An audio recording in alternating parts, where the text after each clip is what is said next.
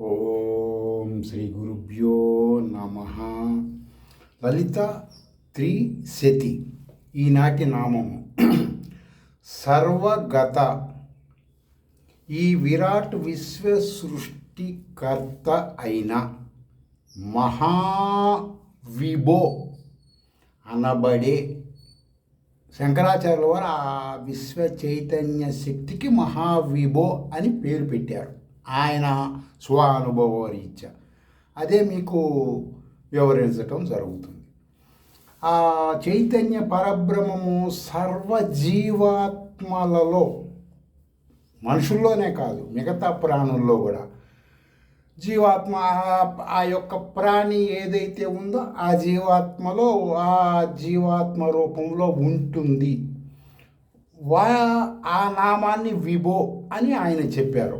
పరమాత్మ మహావిభో, జీవాత్మ విభో. అర్థమైందండి?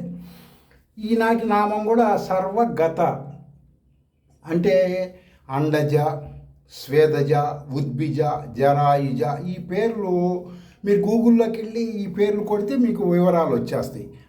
ఆ ప్రాణుల రూపంలో పరమాత్మ ఉంటాడు అని ఎట్లా అంటే మీరు చెప్పినవి మేము గూగుల్లో చూస్తాం. ఏదైనా శృతి ప్రామాణికంగా చెప్పాలంటే అనేన జీవేనాత్మాన అనుప్రవిశ్య అని చాందోక శృతి చెప్తుంది. 6:3-2లో ఈ వివరణ ఉంటుంది. ఈ విశ్వములో ముఖ్యముగా భూలోకములో ఉండే సర్వ ప్రాణులు వారి వారి ప్రారబ్ధ కర్మల చేత ఆ కర్మలు సంచితములో అనుభవించటానికి తగిన శరీరము ఏర్పాటు చేయటం జరుగుతుంది. చేసి నేను అంటే పరమాత్మ సాక్షిగా ఆ ప్రాణిలో ఉంటుంది. ఆ ప్రాణి సంచితములో చేయి కర్మలు, ప్రారబ్ధ కర్మ రీత్యా జననం ఒక శరీరం ఏర్పాటు జరిగింది. అది కుక్కో పిల్లో మనిషి ఏదో ఒకటి. ఆ కర్మలు అనుభవించే ప్రయత్నంలో సంచితంలో చేయి కర్మలన్నిటినీ మళ్ళా సాక్షిగా గుర్తించి బుద్ధిని చిత్తము అంటుంది శృతి. చిత్తము అంటే చాలామందికి అర్థం కాదని చిత్రగుప్తుడు మీ పాపాలు లిఖిస్తాడని రాస్తారు. చిత్ర ప్లస్ గుప్తుడు అంటే చిత్తములో గుప్తముగా పరమేశ్వరి ఉంటుంది అని అర్థం అన్నమాట. అవి మీరు ఇప్పుడు సంచితంలో చేయబట్టి ఆగామి కర్మ ఫలితములు ఇస్తారు. ఈ విధి విధానము మొత్తాన్ని, ఈ సిస్టమ్ మొత్తాన్ని కూడా మాయ అని అంటారు. ఈ యొక్క సిస్టాన్ని తెలుసుకోవాలంటే మీకు శృతులు తప్పితే వేరే మార్గము లేదు. మీరు చాలామంది ఆ వేదంలో ఉందండి, ఈ వేదంలో ఉందండి, అది చేస్తే పుణ్యం, ఇది చేస్తే లాభం, ఇది అదే చెప్తూ ఉంటారు. ఇవి మీరు ఇప్పుడున్న దేశమాన కాలమాన పరిస్థితి నుంచి తెలుసుకోలేరు. కాబట్టి మీరు శృతుల్లోకి వెళ్తే వెంటనే మీకు అర్థమవుతుంది. మన మంత్రద్రష్టలైన ఋషులు ఆ వేదంలో తెలుసుకొని చెప్పారు. ఉదాహరణకి ఈ రోజున అనేకమైన భారతదేశంలో కానీ విదేశాల్లో చాలామంది ఒక వర్ణం వాళ్ళు పూర్ణ కుంభ స్వాగతం పలుకుతారు. మీరు గూగుల్లోకి వెళ్ళి చూసుకోండి. పూర్ణ కుంభ స్వాగతం ఎవరికి చెయ్యాలి, ఎవరు చెయ్యాలని చూడండి. మీరు ఇప్పుడు చూస్తున్న దానికి అందులో ఉన్నదానికి శృతి విరుద్ధముగా ఉంటుంది. అనేక మర్డర్లు, మానభంగాలు, దోపిడీలు, హత్యలు చేసి వాడు ఒక ఉన్నత స్థితిలోకి ఆర్థికంగా వెళ్ళంగానే అతన్ని ఎక్కడికైనా ఒక సపోజు పూర్ణ కుంభంతో స్వాగతం పలికి అతను తీసుకొస్తారు. అది శృతి అంగీకరిస్తుందా? నువ్వు ఎవరికి ఇస్తున్నావు? పూర్ణ కుంభంతో స్వాగతం అంటే ఏంటి? ఒక ఎండిపోయిన బీడు పొలములో పూర్ణ కుంభముతో ఎవరికి నువ్వు స్వాగతం ఇస్తున్నావో ఆ మానవుడు కాలు పెడితే అది పచ్చని పొలముగా మారిపోతుంది. అలాంటి వాళ్ళకి మాత్రమే అది వాళ్ళ అంగీకారంతో వాళ్ళకి పూర్ణ కుంభ స్వాగతం ఇవ్వాలి. కానీ ఈ రోజున జరుగుతున్నది ఏంటి? కేవలం ఈనాడు సర్వ ఆధ్యాత్మికం, సర్వమతములది వ్యాపారపరంగానే ఉన్నది.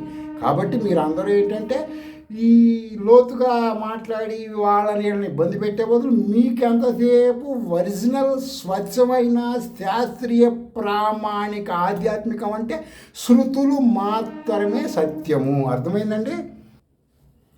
ఇప్పుడు సపోజు మా సర్వసాక్షిగా ఎలా ఉంటుందండి, ఏంటి మేము చేసేవి ఎట్లా తెలిస్తే తలుపులు వేసుకొని లోపల కదా మేము చేసేదంటే, మీకు దృశ్య ప్రపంచపరంగా ఇంటర్నల్గా పరమేశ్వరి ఏ విధముగా సర్వప్రాణుల్లో సాక్ష్యంగా ఉంటున్నది ఒక చిన్న ఉపమానం చెబుతాను, ఒక సూత్రంగా భావించుకోండి, దాన్ని అలంకారం కోసమే చెబుతున్నాను. ఇప్పుడు అనేక మంది అనేక కోరికలతో అనేక చదువులు చదివి పరీక్షలు రాస్తుంటారు, అనేక శాస్త్రాలు అనేకమైన విధంగా ఉంటాయి. ఆ పరీక్షలు రాసిన తర్వాత వాటిని దిద్దటానికి ఒక అధ్యాపకుడు ఉంటాడు, అతను దిద్దుతూ ఉంటాడు.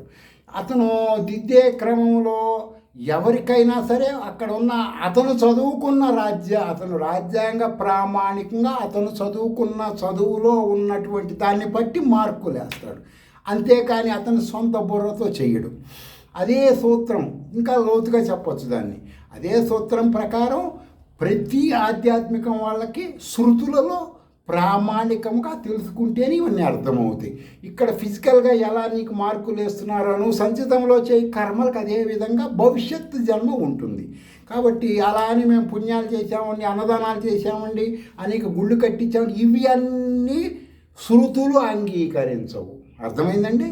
ఎందుకని అంగీకరించమండి? మేము అన్నదానం చేయకూడదా, మేము చదువు చెప్పకూడదు, ఇవన్నీ మీరు భవిష్యత్తులో మీరు ఇప్పుడు అనుభవిస్తున్న సుఖాల కంటే, ఇప్పుడు ఒక భార్య ఉందనుకోండి, సపోజ్ మీరు 10 భార్యలు కావాలి, 10 భార్యల సుఖం ఎలా ఉంటుందో అలాంటి సుఖముల కోసం ఒక మేడ ఉందనుకోండి, 10 మేడలు, ఒక కొడుకు ఉన్నాడు అనుకో 100 మంది కొడుకులు, ఈ విధమైన ఇంద్రియాల సుఖం కోసమే ఇప్పుడు మీరు ఇక్కడ చేస్తున్న దాన ధర్మములు ఆధ్యాత్మికం పేరుతో శృతులు అంగీకరించవు.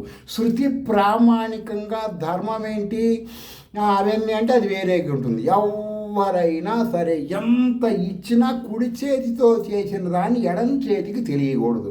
ఇప్పుడు చూడండి, 116 ఇచ్చి ఒక కొండ లాంటి శిలా శాసనం పెట్టించుకుంటూ ఉంటారు, కొండ లాంటి శిలా శాసనం.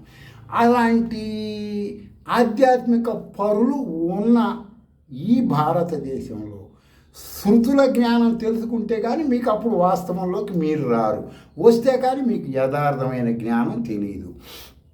సరే, నువ్వు చేసిన కర్మ సంబంధించినటువంటి పరీక్షలకి రీత్యా నీ భవిష్యత్తు నిర్ణయించబడుతుంది. నువ్వు రాసిన పరీక్ష మంచిదైతే అతను అధ్యాపకుడు మంచి మార్కులు వేస్తే భవిష్యత్తులో ఉన్నత స్థితికి వెళ్తావు, లేకపోతే వెళ్ళలేవు. అదే విధముగా నువ్వు ఇప్పుడు చేస్తున్న కర్మల రీత్యా భవిష్యత్తులో ఉన్నత స్థితికి వెళ్ళటానికి అవకాశం ఉంటుంది. నువ్వు ఇదే శాశ్వత జీవితం, ఇదే సత్యం, ఇదే భార్య, ఇదే కొడుకు, ఇదే పిల్లలు, ఇదే ఇల్లు నాకు సత్యం అనుకోవద్దు. ఇవి సత్యము కాదు, టెంపరీ మాత్రమే. అర్థమైందండి? సరే, పరమేశ్వరి నీ సర్వకర్మలకి నీలో సాక్షిగా ఆ విధముగా ఉంటుంది. నీ ఆర్థిక స్థితిగతులను బట్టి, నీ యొక్క తల్లిదండ్రులు కానీ, నీ విద్యాభ్యాసం, నీ గత జన్మ కర్మలను బట్టి విద్యాభ్యాసం అవన్నీ ఉంటూ ఉంటాయి. ఇప్పుడు suppose central syllabus, state syllabus ఈ విధంగా ఉంటాయి కదండి.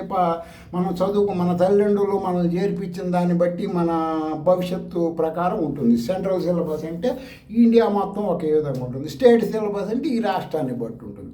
అదే ప్రకారము ఆధ్యాత్మికం శృతి ప్రామాణికంగా నువ్వు ఆచరిస్తే టోటల్గా విశ్వం మొత్తం ఒకే విధమైన ఆధ్యాత్మికము ఉంటుంది పరమేశ్వరి పరంగా.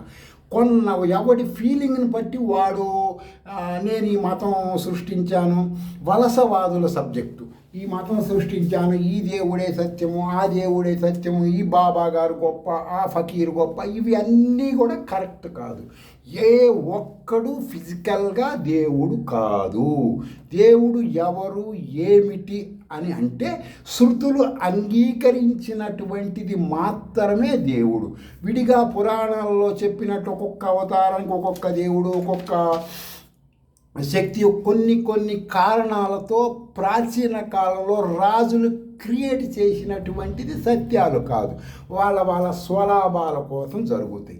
శృతులు ఆది నుంచి అంతం వరకు, అంతం తర్వాత కూడా శృతులే ఆధ్యాత్మికమే సత్యం, అజ్ఞానమే నిత్యం అన్నమాట. వలసవాదులు అసలు సత్యము కాదు.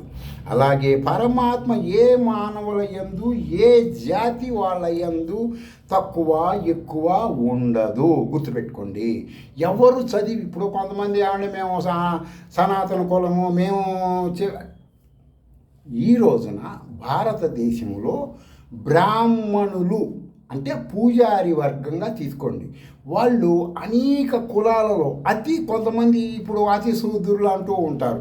అలాంటి వాళ్ళు కూడా కొన్ని ప్రాచీనమైనటువంటి తెగలకు సంబంధించిన గూడెములలో కొన్ని విగ్రహాలకు పూజలు చేస్తూ ఉంటారు. వాళ్ళను కూడా బ్రాహ్మణులు అనే అంటారు. కాబట్టి బ్రాహ్మణ అనే శబ్దాన్ని అర్థం శృతులు వేరుగా చెబుతాయి.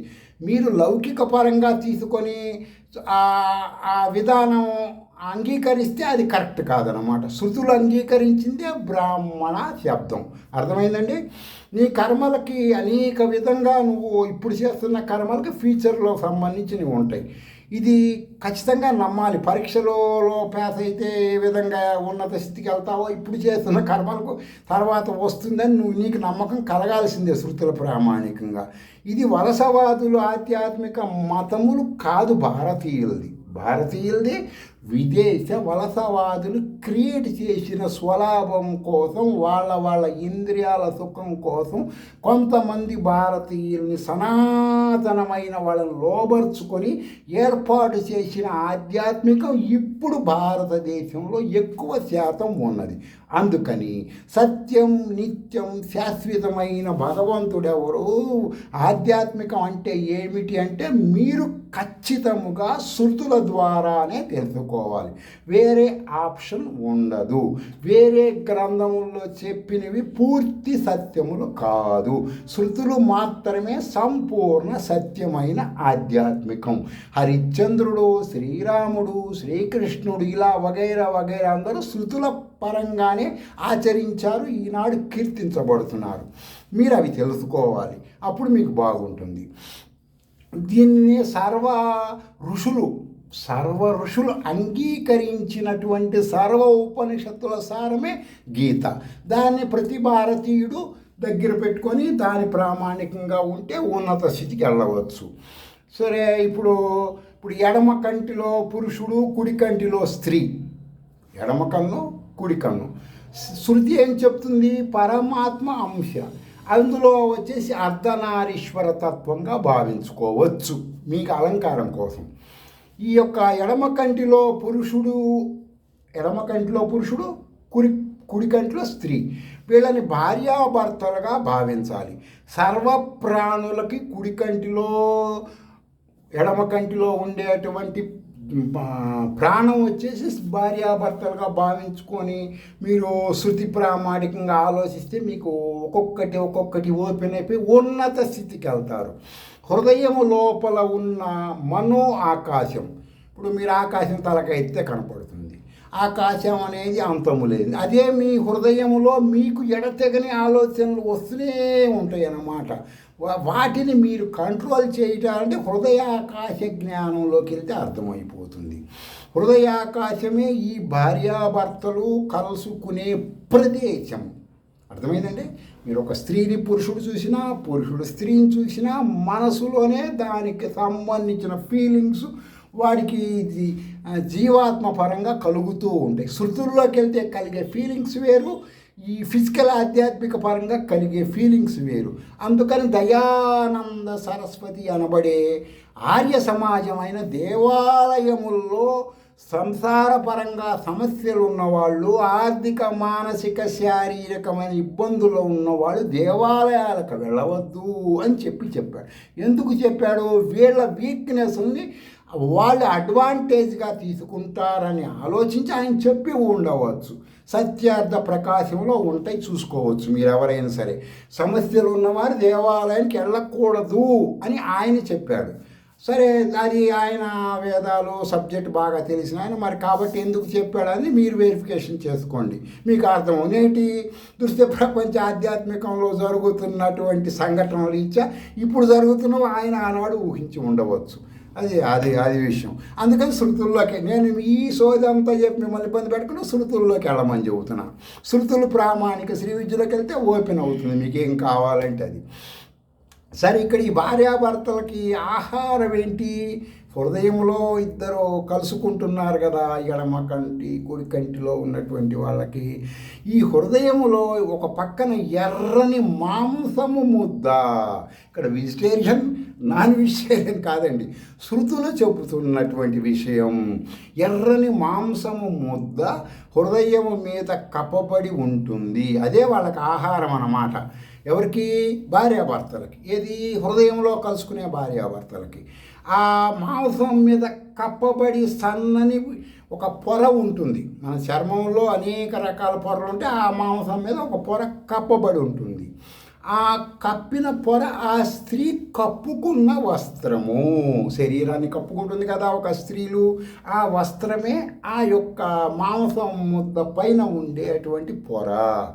హృదయం నుంచి పైకి వ్యాపించి తలకి వ్యాపించి, ఇప్పుడు కళ్ళతోనే కదా నువ్వు బయటకు చూసేది, హృదయం నుంచి పైకి వ్యాపించే నాడియే వీరిద్దరూ నడిచే మార్గము. స్త్రీ కానీ పురుషుడు కానీ వాళ్ళు చేసే రహస్యంగా క్రియలన్నీ పైకి నడిచే నాడి ద్వారా తెలుసుకోవచ్చు. మన హృదయంలో వెంట్రుకల కంటే సన్నగా ఉండే కొన్ని వేల నాడులు ఉన్నాయి.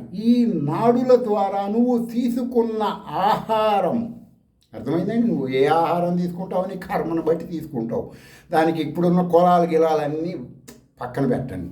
ఆ ఆహారములో ఉన్నటువంటి సూక్ష్మమైన రసం రూపములో శరీరం అంతా వ్యాపించింది. ఈ రసమే హృదయములో లోహిత అనబడే ఒక పిండముగా మారి లింగ శరీరము అయిన జీవాత్మకి ఇంద్రియాలకు ఆహారంగా అవుతుంది. ఆ ఆహారంగా అవటం వల్లనే వాడికి ఒక కళ్ళతో ఒకటి చూస్తాడు, లైంగిక ప్రేరణ వచ్చిందనుకోండి, వాడికి కొన్ని ఫీలింగ్స్ కలుగుతుంటాయి. అర్థమైందండి? ఇంద్రియాలకు సంబంధించినవే ఇవన్నీ కూడా అన్నమాట. అంతేగాని నీ ఇంటర్నల్కి, మోక్షానికి, ముక్తికి, నువ్వు పరమేశ్వరుడు తెలుసుకు వాటికి సంబంధించినవి కాదు. ఇది శారీరకంగా శృతి శారీరక పరంగా ఇవి నువ్వు కట్టడి చేయమని చెప్తుంది శృతి. అర్థమైందండి? ఈ ఆహారాన్ని ఇచ్చేసి హిత అనే నాడి, మన శరీరంలో హిత అనబడే ఒక నాడుల ద్వారా ఇంద్రియములకు ఆహారంగా అవుతుంది. అర్థమైందంటే మీరు తీసుకునే ఆహారం అనేక రకాలుగా ఏ ఇంద్రియానికి తగ్గ వేస్టేజ్ ఆ ఇంద్రియానికి ఈ ఆహారం పంపిస్తుంది. ఈ మొత్తం క్రియలకు అధిపతి తైజసుడు. అర్థమైందంటే పరమేశ్వరి అనేకమైన రూపాలుగా నీ కోరిక ప్రకారం, అర్థమైందంటే పరమేశ్వరి కోరిక ఉండదు, నీ కోరిక ప్రకారం అనేక రూపాలుగా ఇక్కడ ఈ తత్వాభిమానం నేను చెప్పాను గతంలో. అప్పుడు అది చేస్తే ఒక 5 రకములైన పరమేశ్వరి రూపాలు మీకు అవగతం అవుతాయి మీ శరీరంలో ఉన్నటువంటివి. ఈ తైజసుడికి సంబంధించినటువంటి ఇప్పుడు మీకు నేను చెప్పిన ఈ జ్ఞానం స్వ అనుభవంగా తెలిస్తే సర్వ భయాలు పోతాయి. చాలామందికి భయము లేని ప్రాణి అంటూ ఉండదండి. ఏది?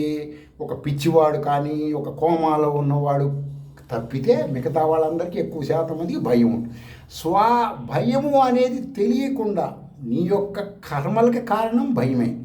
అర్థమైంది? భవిష్యత్తు జన్మకు కారణం భయమే, నువ్వు చేస్తున్న పనుల వలన. ఈ భయం అనేది ఈ జ్ఞానం తెలిస్తే పోతుంది. ఎలా పోతుందండి? ఇది వచ్చేసి ఇప్పుడు మన మంత్రశాస్త్రంలో బ్రహ్మాస్త్ర స్తంభిని కాళి, తర్వాత త్రిమూర్తి స్తంభనాస్త్ర కాళి, ఈ విధమైన మంత్రాలు కొన్ని ఉంటాయి. అవి ఉపాసన చేస్తే ఏమవుతుందంటే నీలో ఉన్న త్రిమూర్త్యాత్మకమైన సత్వ రజో తమో గుణములని ఈ యొక్క మంత్ర జ్ఞానముతో నువ్వు నీ కంట్రోల్కి తెచ్చుకుంటావు సర్వం. అప్పుడు నీకు భయం పోతుంది, జరా మరణ భయ శోకములు పోతాయి అన్నమాట. శృతుల ప్రాణ విద్య జ్ఞానం నీకు తెలుస్తుంది. అప్పుడు శృతులకు సంబంధించిన ప్రాణ విద్య చాలామంది, నేను ఎన్నో వీడియోల్లో గతంలో కూడా చెప్పాను, ప్రతి ఒక్క మానవుడు ఆహారం తీసుకునేటప్పుడు 5 రకములైనటువంటి ప్రాణాలు నీ శరీరంలో ఉంటే అవి తెలుసుకొని వాటికి ఆహారం ఇవ్వు. నీకు ఆటోమేటిక్గా ఇక్కడ సంచితంలో అన్నీ కూడా సక్సెస్ అవుతావు. అనారోగ్యాలు తెలియకుండా ఉంటాయి. ఉన్నా ముందుగానే తెలిసి సరి చేసుకోవచ్చు అని చెప్తూ ఉంటాను. దాన్ని కొంతమంది పేర్లు మార్చి ప్రాణాయామం చెయ్యండి, మీకు మంచి జ్ఞానం వస్తుంది, ఇలా రకరకాల దానివల్ల మీకు ఏదైనా సాధిస్తారు ఇలా చెప్తుంటారు. శృతుల పరంగా నేను శృతుల జ్ఞానం అందరికీ రాదు. శృతుల పరంగా తెలియజేసేటువంటి విషయం ప్రాణ విద్య. అది తెలుసుకుంటే మీకు ఆటోమేటిక్గా మంచి ఇంప్రూవ్మెంట్ వస్తుంది. ఏమొస్తుందండి మాకు ఇంప్రూవ్మెంటు? నిర్భయ అనబడే స్థితి మీకు తెలుస్తుంది. అర్థమైందండి? నిర్భయ అనబడే ఒక స్థితి, ఒక ఫీలింగ్ మీకు అవగతం ఉంది. ఆ స్థితి వచ్చిన వాడిని, ఆ స్థితి కలిగిన వాడిని అభయుడు అని అంటారన్నమాట శృతుల్లో. అభయుడు అంటే ఈ విశ్వంలో ఏ శక్తి ఈ సాధకుడిని భయపెట్టలేదు. అర్థమైందండి? ఇప్పుడు మీరు చూడండి, ఒక యోగి ఆత్మకథ అని పరమహంస యోగానందలో ఆయన ఈ మధ్యకాలం ఆయన కొన్ని ఒక 1800 ఆ టైంలో కాలం ఆ టైంలో ఆయన గురువుగారు వాళ్ళ గురువుగారు అలా ఉన్నప్పుడు సింహాలు పులులు వాళ్ళ పక్కన కుక్కల్లా కూర్చోవటం ఇవన్నీ చూస్తున్నాం కదా. అంటే భయం, నువ్వు ఎప్పుడైతే భయపడతావో నీలో వచ్చే బ్రీతింగు, నువ్వు ముక్కుల్లోంచి వచ్చే బ్రీతింగు, మాట్లాడే మాటలు, చూసే చూపులు మొత్తము కూడా నెగిటివ్ ఎనర్జీ వస్తుంది. నీ శరీరం ఎందుకని వెంటనే రియాక్ట్ అవుతుంది భయం కలగంగానే. పక్కన ఉన్న వాళ్ళకు కూడా కొన్ని జంతువుల గ్రహణ శక్తి ఉంటుంది కదా, వీడెందుకు భయపడుతున్నాడు, తప్పు చేస్తేనే భయపడాలి అంటే భయపడుతున్నాడు అని అది వెంటనే రియాక్ట్ అవుతుంది. అవి ఆయన పక్కన ఉండే వాళ్ళకి భయం తెలియదు కాబట్టి అవి మెల్లగా కుక్క పిల్లలాగా ఊపుకుంటూ పడుకుంటాయి. ఈ విధంగా మీరు శ్రీ విద్యలోకి వస్తేనే ఈ జ్ఞానాలు శృతి ప్రామాణికంగా తెలుస్తాయి. అంతేగాని కొంతమంది వచ్చేసి వాళ్ళ ఫీలింగ్స్, మాకు అమ్మవారు కనపడుతుంది. ఇప్పుడు మీరు ఒకటి గుర్తుపెట్టుకోండి, ఏ ధనవంతుడిని దయ్యాలు దేవుళ్ళు ఒంట్లోకి రారు. గుర్తుపెట్టుకోండి, ఏ ధనవంతుడికి, ఏ శృతుల జ్ఞానం ఉన్నవాడిని ఈ దృశ్య ప్రపంచంలో దేవుళ్ళు వాడిని భయపెట్టలేక వాడిని చూస్తే భయపడతాయి. ఎవరిని చూస్తే అండి? శృతుల జ్ఞానం ఉన్నవాడిని చూస్తే ఫిజికల్ ఆధ్యాత్మిక సర్వమూర్తులు భయపడతారు. ఎందుకని? వాడు వీళ్ళకంటే గొప్పవాడు. అర్థమైందండి? మీరు నేను చెప్పేది కరెక్టో కాదో గూగుల్లోకి వెళ్ళి ఉపనిషత్తుల్లోకి వెళ్ళి నేను ఎవరు ఏంటని చూసుకుంటే మీకు అర్థమవుతుంది. అర్థమైందండి? ఆ విధముగా ఈనాటి నామరూప దేవత అంత పవర్ఫుల్ అన్నమాట. మీరు దీనిని ఎప్పుడైతే ఈ జ్ఞానం తెలుసుకుంటారో మీరు ఒక చాలా ఉన్నత స్థితికి అన్ని రంగాల్లో వెళ్ళగలుగుతారు. అదే స్వస్తి.